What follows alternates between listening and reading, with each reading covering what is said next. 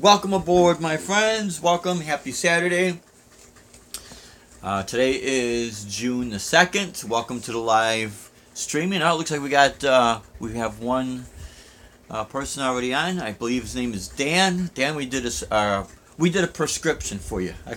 Subscription. We subscribed to your channel, and thank you for subscribing to ours. Welcome. Thank you so much. The missus will be joining me shortly. We thank everybody that tuned in to the live streaming last night. I actually didn't know we were going to do a live streaming. My wife just happened to show up and grab the phone, and ta-da!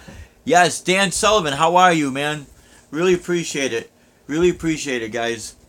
I just, you see the different styles that I play if you watch some of the videos, and I do have another channel that we actually started that channel about, 10 years ago or something like that? Maybe longer, something like that.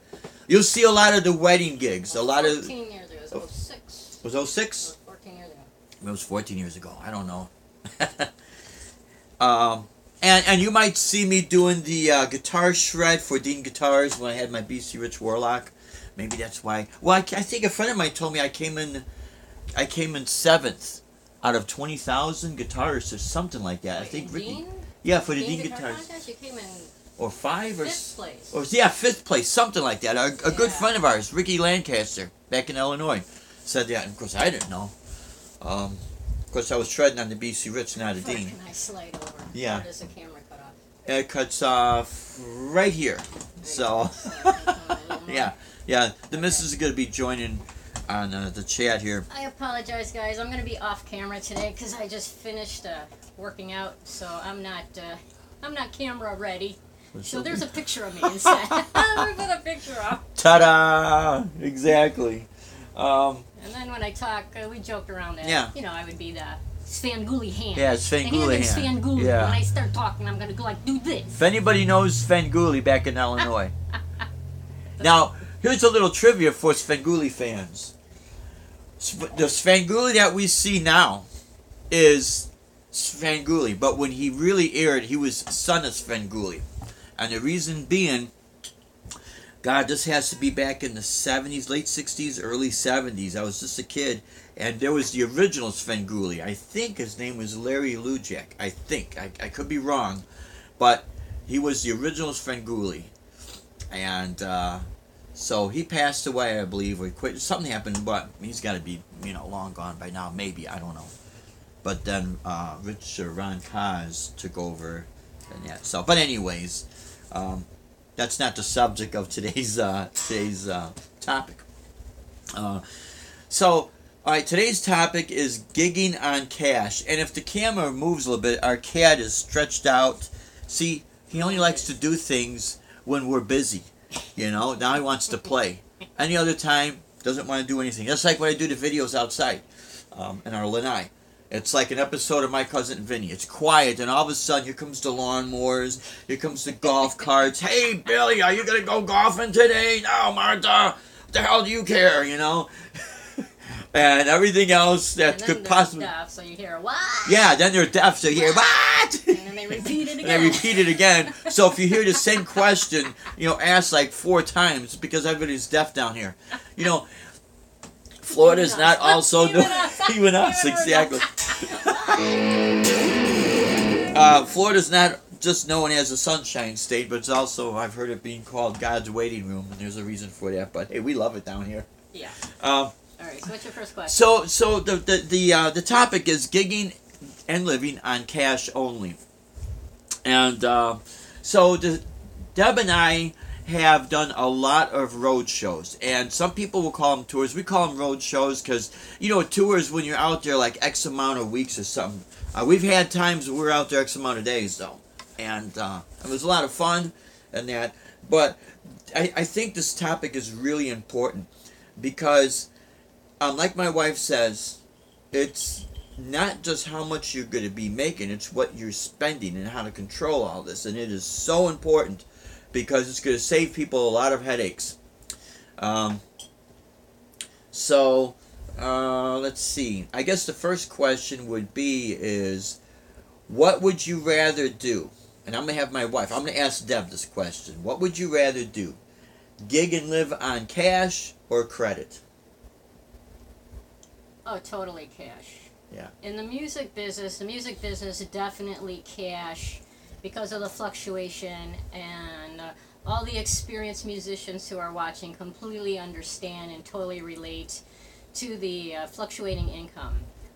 I'm going to back up a little bit. Yeah. I'm going to back up a little bit. That's Svengoolie hand. The Svengoolie hand. My back. I'm gonna take that out. That's Okay. distracting me. Okay. I'm All right. getting distracted. Yeah. We don't want to distract you. So my background is, Phones are going off. phones are going on. I mean, this is all live, my This friends. is live, unedited. Unedited. Because Dave said life is not edited. Life's not edited, my friends. Okay. So Right, Sonia? How are you? So my background is I'm degreed in business, finance, and marketing. Graduated with honors cum laude from North Central College in Naperville. Go Cardinals! Yeah. Go Cardinals.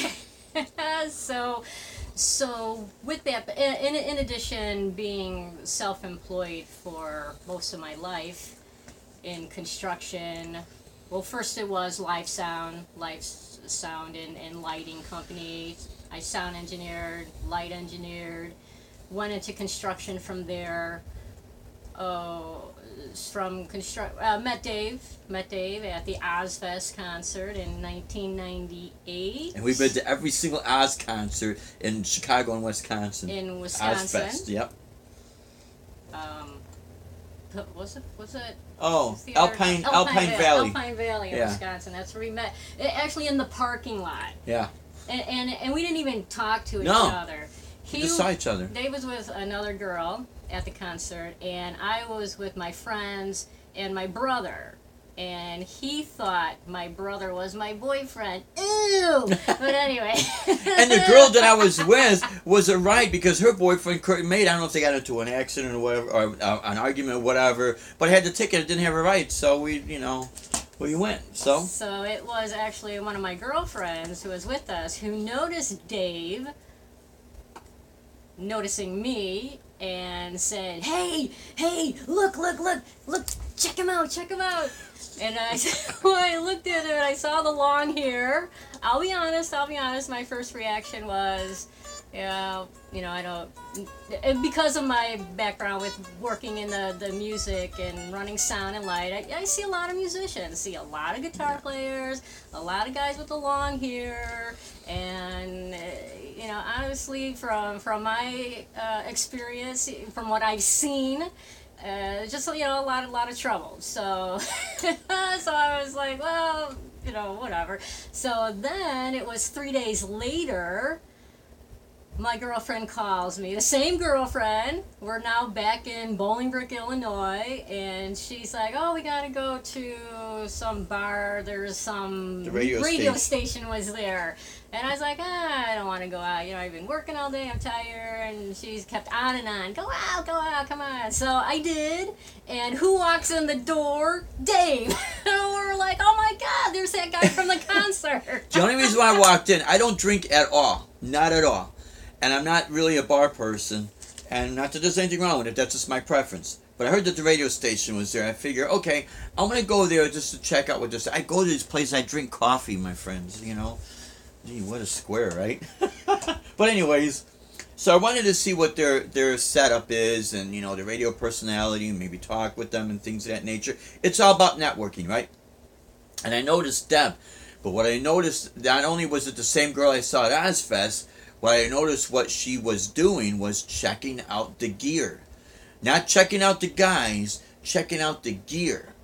And I'm thinking, I was checking you out check out the sound equipment and everything, and I thought, hey, not only is she cute, but she is not one of these girls that's a runaround or anything like that. She seems to have the same interest that I'm interested in. So then we started talking and. Growing up, my mom always said, don't meet a guy in a bar. You meet him in the bar, that's where he's going to be all the time, is in the bar. So that was like one of the rules I had. I never picked a guy up in a bar. And I've had guys, ask me out at the bars, and I'm like, no, I met you in the bar. And they're like, are you kidding me? I'm like, no, I'm not kidding you. I'm not going out with you because I met you in a bar. And then those guys, well, let's go down the street to the gas station and I'll ask you out down there. I'm like, well, I already met you here in the bar. So Case sorry. closed. Boom. Yeah. Anyway, so Yeah. so yeah, as you see from my picture, Dave did not marry me for my looks. No, I married her for her looks So anyway, and her personality. You see, they go hand in hand. They go hand in hand. I was gonna say he married me because I'm not batshit crazy. There's a lot of stories about. There's a lot of that, about that. That's a different subject for a different time, man. I think we all have those stories. So when you do see me in the camera from time to time, you'll know why we're married is because that's why you married Deb. She's not batshit crazy. So just keep that in mind, guys. Thank you very much. Thank you. So anyway, okay. So that's hopefully not too long of a background, and. So from my experience in education and what I experienced with the music. And NAMM shows. Yeah, going to the NAMM shows, the designing cabinets, building speaker cabinets. Yeah, but then let's get onto us. We had when the recession hit. We had a 4-bedroom house. We had, it was all right. And our garage we had a 600 square foot garage. We had it heated and cooled since one of our businesses was heating and air conditioning. So we had a pretty kick-ass garage. And then when the recession hit, we had specialized in new construction. So when the recession, and some people call it the depression, and it was pretty hard. Oh, it was a depressing recession. It hit a lot of us, obviously, and maybe some of you who are watching too can relate to that. So it was a kind of a quick, easy decision for me to get rid of the house. I'm like, Dave, we got to get rid of this house. Not so much for Dave right away. He did like the house. He did want us to keep it. But my thought was that, look, if we keep this house, we're gonna now be forced to work jobs that we're probably gonna hate. And why? For a material object, a house, we really don't need this. And it's just the two of us and the cats. And we had 5 cats at the time. We're down to 1 now. Yeah. Almost empty nesters. No. Oh yeah. Almost empty. We'll always have a cat. The pets are always the family, the babies, Yeah. So with that thought, and plus when we were riding high with all the construction and the economy was doing great, we'd have the music magazines come in, we'd have the construction magazines come in, and I put them on the table, and I very quickly noticed that they would always pick up the music magazine. So I knew deep down his heart is in the music more than it was in the construction. The construction we did because we needed the money to pay the bills. And mortgage and car payment and all that, just living. And so knowing that and understanding it and recognizing where his true love was when the economy crashed, it was like an easy decision. That's why it was an easy decision for me. We got to get rid of the house. So we did, and we ended up moving into a 720 square foot 1-bedroom apartment. Yeah. Which I joked with everybody, said, we moved into a place the size of our garage. So, with moving meant I had to get rid of all my weight equipment. That was a deep passion of mine. Yeah, was that was working tough. out. I had to sell all of my weight equipment because nothing fit in this apartment. It was the music gear. We didn't even take furniture with us. Furniture is optional for us. It's the music gear, because I had to make a decision what's going to make us money. Dave's love is in the music. We've got all this recording gear, all these guitars, speakers, just on and on. You guys know how much equipment is involved in being, having a music company, lighting and fog machines, and, etc. So all that fit in the apartment. And actually the bedroom of the apartment was set up as a studio. We didn't even sleep in the bedroom. Yeah. We actually bought this really super nice sleeper sofa. It was like $3,000, a European-made sofa. We slept on that in the living room. So By the this is fireplace. yeah. fireplace, So yeah. that apartment had a real wood burning fireplace. So to me, I was really cool with that because I was like, I always wanted to have a wood burning fireplace in my bedroom. So hey, the living room is now the bedroom, and I've got a wood burning fireplace. Yeah. So, and then when we have students come over. It was a fold out bed, a bed, so we would fold it up and Cover it up and, covered up and it that's and it's also sacrifices too. This is probably going to blend into what we sacrifice too in order to live on cash with the music business. So by downsizing tremendously, getting rid of everything that did not make us money, that was why I sold my weight equipment, because weight equipment did not make us money. All the music gear made us money.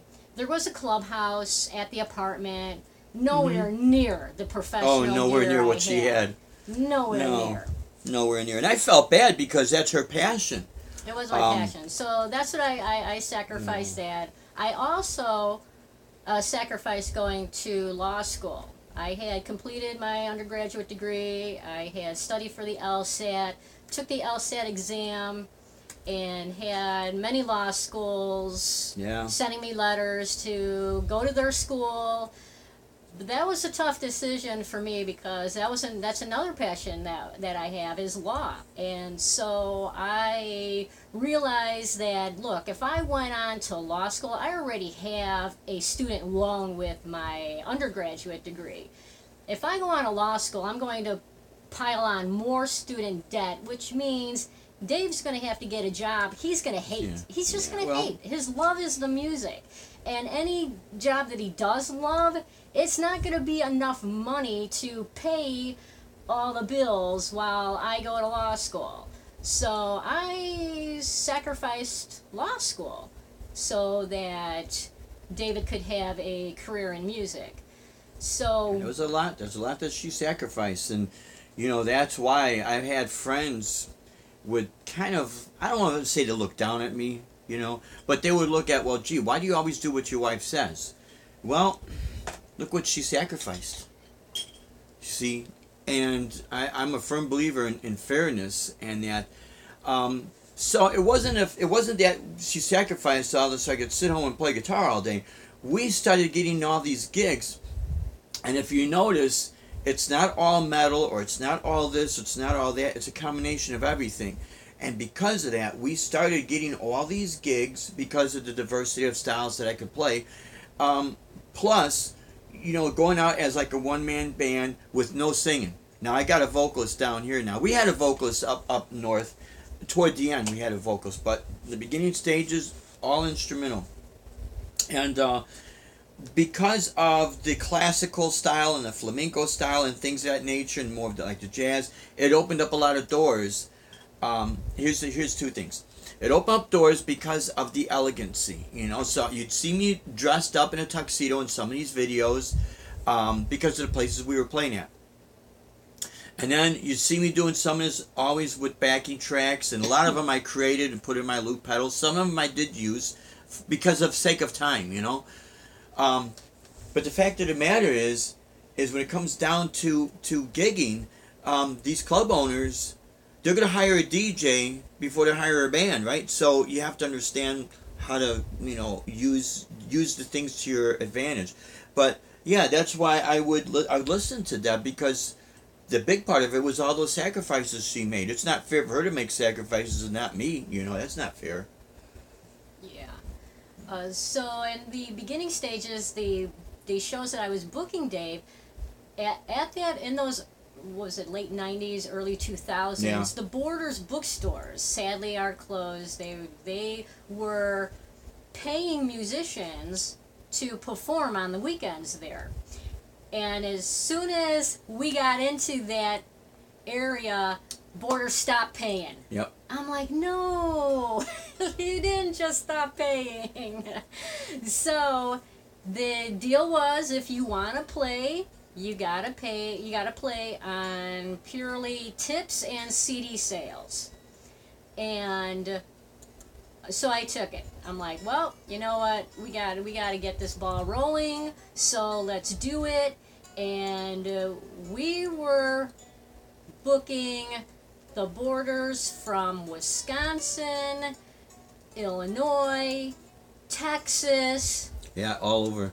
And Now, we were solidly booked every Friday and Saturday for 3 months. Three Yeah. months with the borders. I had all the contacts together. I'd email each gal that was in charge of each area Jim Dietrich, how of are the you? borders that booked the musicians for the various stores, and we were making pretty damn good money just on tips and CD Yeah. sales on Friday and Saturday night. I was really impressed and really pleased with that. yeah. And now at this time, we still had a construction company going on because it was the early 2000s.